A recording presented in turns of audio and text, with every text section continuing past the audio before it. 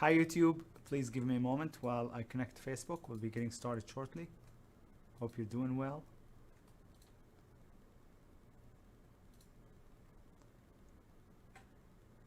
And I think we should be live on Facebook. Hi everybody.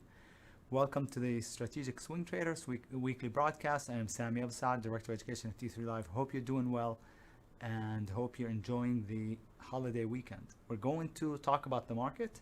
We'll talk about the swing ideas, and I have a lot of them for this week. But before we start, as always, a standard required disclaimer to let you know that trading is risky and that whatever we discuss in this video is for educational purposes only. If you're new to our channel and haven't downloaded the free ebook, link for that is in the description. Check it out, it's pretty good. And if you are also new to our channel, please be sure to subscribe. Hit the like button, let us know if you have any questions, email us info@t3live.com. And here we go, let's get started. So we'll start off by analyzing the market, and then we'll go over those swing ideas that I told you about, okay? So we have the Qs, which is the tracking ETF for the top 100 companies in the NASDAQ. The SPY is the tracking ETF for the S&P 500, right? IWM is the tracking ETF for the Russell 2000.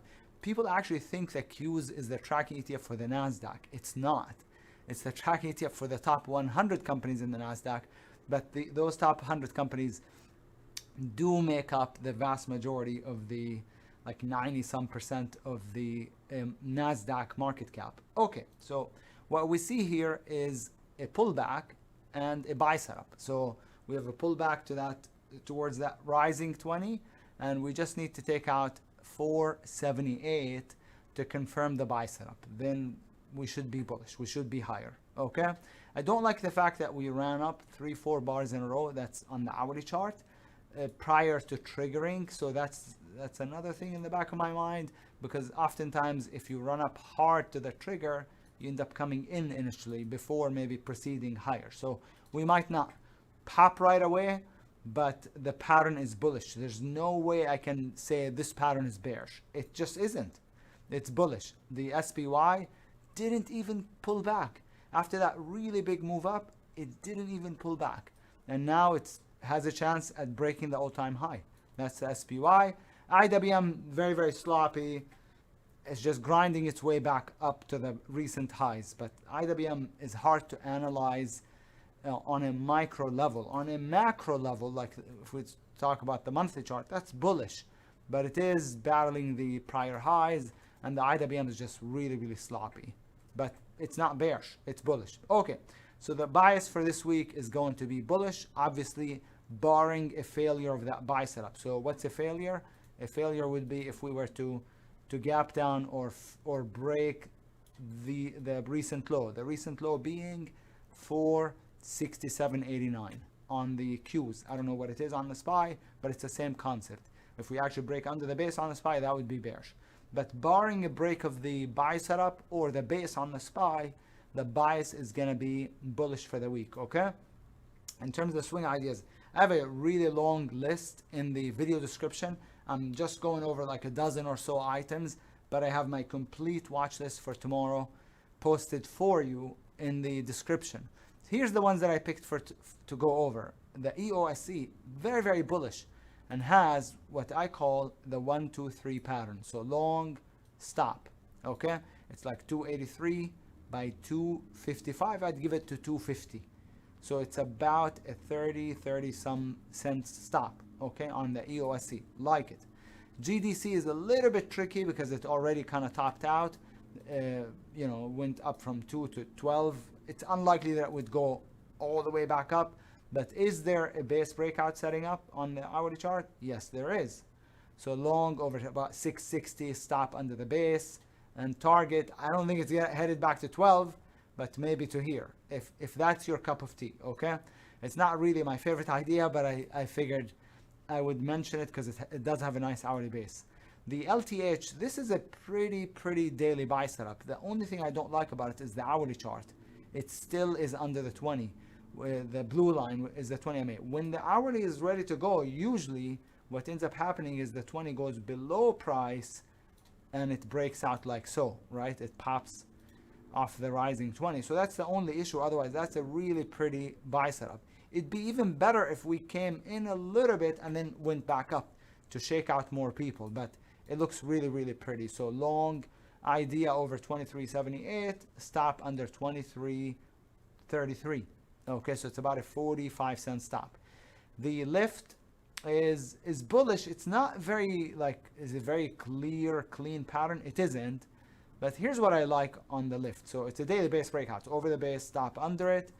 I really like that monthly deep pullback, but into support.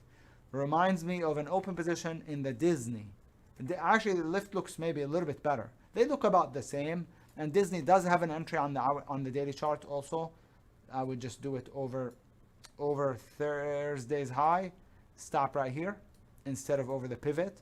So Disney is very much like lift. Okay. Some of the China stocks, such as the PDD, perhaps higher for the next couple of days. So base breakout, long. One can use the Friday's low as the stop or Thursday's low, whatever you want. And then target, I'm not too sure. Does it get to 110? Maybe, but that would be pushing it. There's a couple other China stocks that are really bullish. Some I'm already in, I have open positions in the newsletter, but some are not. The XPEV is pretty interesting. Over 821, stop under 716. That's an EV stock. Another EV stock that's bullish would be the Tesla, obviously, but it's on the list. We'll go over it in a minute. What else from the EV sector? RIVN is a buy setup on the weekly chart. That's the monthly. Here's the weekly on RIVN. That's not a bad weekly buy setup on RIVN. Over 14.72, stop under the lows, which would be 12.77, I guess, on the RIVN is a weekly buy setup. The next on the list is the PSFE, and that's a beautiful weekly. And that's a more beautiful monthly chart. That's a really beautiful monthly. The daily is kind of a tough entry. It doesn't have a very clear pattern. So long stop, so it's kind of a breakout on the daily, but it's not a very clean, clear pattern. PayPal, same thing. It's not an amazing daily, but it's an amazing monthly on the PayPal. The same with TWLO, by the way. Really nice monthly, setting up. So a couple of long-term ideas in the PayPal and the TWLO. PayPal would be right here long, stop right here, okay, on the PayPal. So I want you to figure out the exact entry because I don't have the time to go over every single chart and give you the exact entry for every single symbol. It's over $78. The stop would be under this bar's low, under 70. So it's a 74. Did I say 78? 74 by $70. So it's a $4 stop on the PayPal. The TWLO is a little bit tricky on the daily, but basically I'm thinking over this bar's high. Okay, it's tricky. Stop right here as a long-term play, not as a short-term play. So I really like the TWLO on the monthly chart. QCOM and a lot of the semiconductor stocks are looking higher with the market. So the QCOM is a base breakout. A lot of the semis or semis are pullbacks, doing the same pattern as the Qs. In the case of QCOM, Qualcomm, over the base, stop under it. In the case of AMAT, it's a buy setup, just like the Qs. So long over here, stop under the pivot. I don't know, RMBS also is a buy setup. So over that bar's high, stop under the pivot, right? AMD is a buy setup. So, SOXL, here it is the semiconductor leveraged ETF. So it would be long over, I think 39.25, stop under 35.25. So it's about a $4 stop on the SOXL. AT&T is already an open position, talked about it.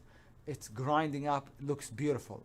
Can add to it over $20 and bring the stop up to definitely to 18.97, but can maybe also bring it up to under 19.40 on the AT&T. TEVA, the same thing, already an open position, looks really good, higher over 18.90. Stop, I would say, bring it up to 17.84. FIS, same exact thing, but it's breaking out over 82.50. Can maybe bring the stop up to 80.48, but I wouldn't want to get shaken out of it. So I would just keep the stop here for now, okay, on the FIS. FIS looks really good on the weekly and the monthly. That's the weekly chart. Here's the monthly. It's looking really, really good. Doesn't move very much. I don't know. I don't think so, you know, but it looks really good. So TEVA, AT&T, and FIS look alike, similar concepts. The TKO is a little bit different, and here it is. It's an hourly base breakout. So over the base, stop under it, and it's a daily pullback, buy setup, so to speak, on the TKO. So I like it. Tesla or TSLL is the leveraged Tesla.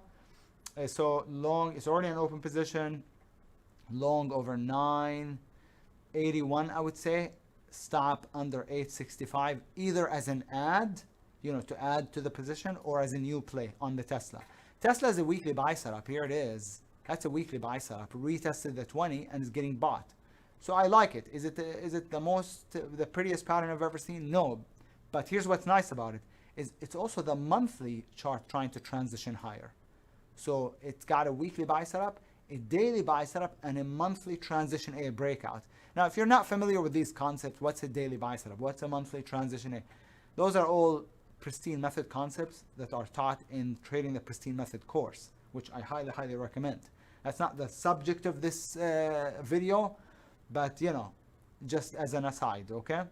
TWLO we talked about. WULF is a Bitcoin stock. Doesn't look too good. It looks a little weak, but it does have a neat buy setup if you want to try it over 444. So over 445. So 446 entry, stop under 410.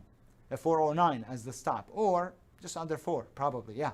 So over 445, stop under $4 as a swing trade. And there's many more symbols in the description, but I don't want to make this a 45-minute long video. So I reviewed the ones that I think are most ready for tomorrow. The shorts, I don't have very good watch list as usual, but we got the ALXO as a base breakdown, under the base, stop above it if you want. We have the Blink as a short, under 183, stop over 194, so it's 11 cents. NTS is a China stock that's been really weak, so under the base, stop above this bar's high, which is Friday's high, so 81.80, and the entry would be probably under Friday's low also, under 80.18. And then PDCO looks like it wants to go higher based on the way it closed on Friday, but if it comes back in and breaks this pivot, then that would be, I think, a good short. So short, tight stop or wide stop, up to you. Tight stop when you're sure about the pattern, when the market maybe is going your way, when you're, you know, when you feel very confident about the play. Wider stops are used for, you know, more security. So you're not too sure it's going to go right away. You're not sure about the market going in your favor. So use the wide stop. So that's how I usually decide whether to use the tight or the wide stop. And that will do it for today's video. Hope you enjoyed it. Again, hope you're having a good long holiday weekend. I'm Sami Absad with T3 Live. I will catch you on the next one. Take care, everybody. Bye-bye.